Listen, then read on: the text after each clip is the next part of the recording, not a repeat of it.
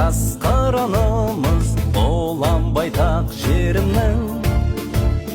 Біз мақтанымыз, нұрлаттаңымыз, қазақ деген елімнің. Тәуелсіз елім, асқар тау белім, ұлы дала киеміз. Отан анамыз, қамқор панамыз, ардақта бас иеміз. Жаса жайна жерім, егеменді елім, сүйікті отаным менің, Қазақстаным. Жаса жайна жерім. Өткен сабақтағы біздегі үй тапсырмасы ұлт зиялылары, болмаса алаш қайраткерлері деп айтамыз. Және де сол кезеңдердегі бізде не бар еді? Гулаг, Карлаг, Алжир деген қоныс лагерлеріміз бар еді. Солар туралы додекадр акция арқылы сендерден үй тапсырмасын сұраймыз. Бастаймыз. Ал, Айша. Қандай тапсырма түсті? Сурет арқылы?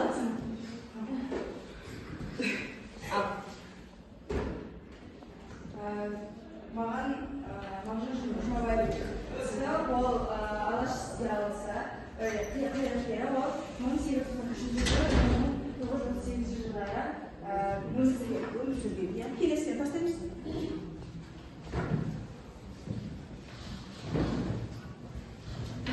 Мұшпаев 1879 жылы дүниеге келіп, 1937 жылы дүниеге өткен алаш зиялысы. Алғашқы не бізде? Инженер, механик, дәулет теміржолшы. Әлихан Бөкейханов ол Қай жылдары өмір сүрген екен? 1860 жылы өмір сүріп, Кембар Совет үкіметі атып естен. Ол алаш партиясының ең мықты қайраткерлерінің бірі болды. Көшбасшысы. Жақсы. 1938 жылдар аралығында өмір сүрген. Ол драматург, қазақ ақыны болды. Ал, саған.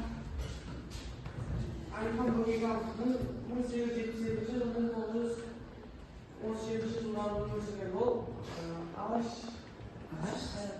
Көсемі, иә? Жақсы. Үй тапсырмасына жақсы дайындалып кеттік. Бақытжан. Тез. Мағжан Жұмабай 1893 жылы 1998 жылы Ату жазасына ұшырап, халық жауы деген атпен атылып кетті, иә? Ильяшан Сидоров 1993 жылы дүниеге келіп, 1938 жылы өмір сүрген. Қазақтың ұлы ақындарының жыры, драматург.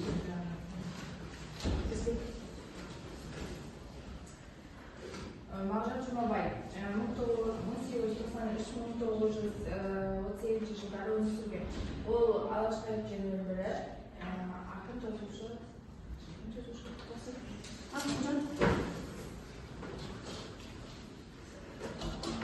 Ахмет Байтұрсынұлы 1978 жылы болып, 1937 жылы дүниеге келген. Оны аты жазасына кесілген. Анеля. Еңбек Палиев 1894 жылы 1938 жылдары өмір сүрген ақын алаш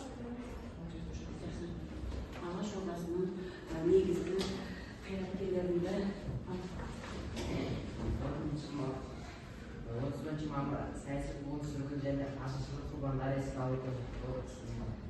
31 мамыр осы саяси қуғын-сүргін көрген біздің қазақ зиялыларын еске алу күні екен. Ол бізде атап өтілетін дата. Сондықтан оны есімізде ұстауымыз керек. Жақсы, жарайсыздар. Енді оқушылар, әрбір тапсырма орындаған кезде өзін-өзі бағалау үшін сендерге өзін-өзі бағалау парағын береді. Міне осы бағалау парағына әр тапсырмаға бір балдан жазып отырамыз.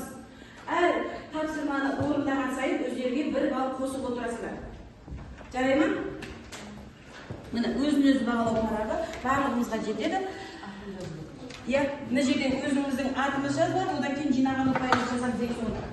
Енді қазір бізде үй тапсырмасын жақсы орнына кеттік.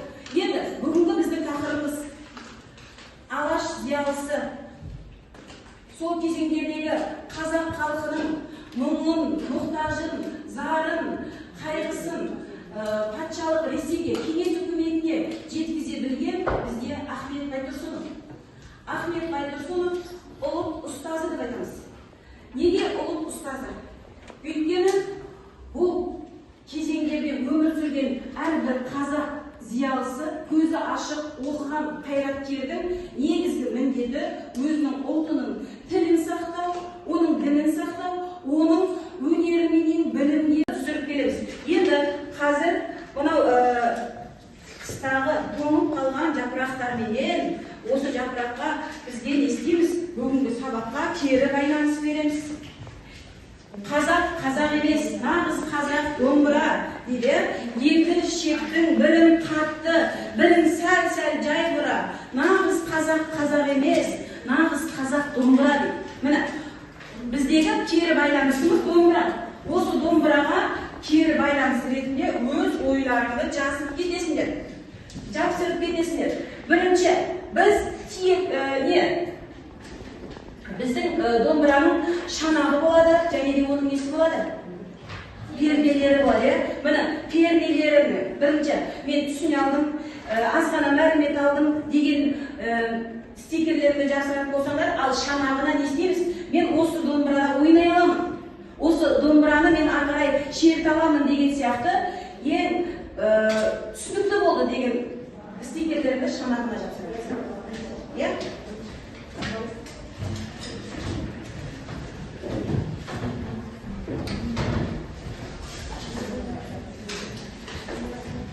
Енді сәл тұра тұрайық, иә? Енді бізде қазақта не бар?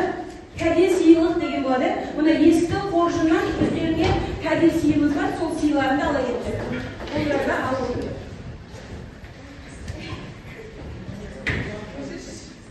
Бәрімізге түсінді болды ма? Түсінбегеніміз жоқ па? Түсіндірді ма? Қуанышты сендерге түсінді болғанмен?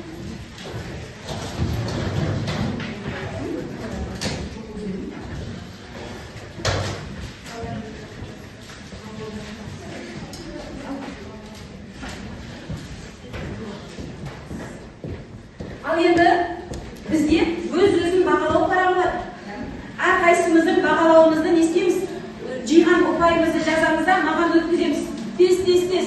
Жиған ұпайымызды жазамыз да өткіземіз бағалау парағын.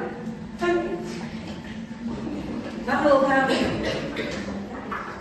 Жақсы болады, оян қазақ деп 20 ғасырдың басында қазақ жұртының жастарына не екен? Кәдімгідей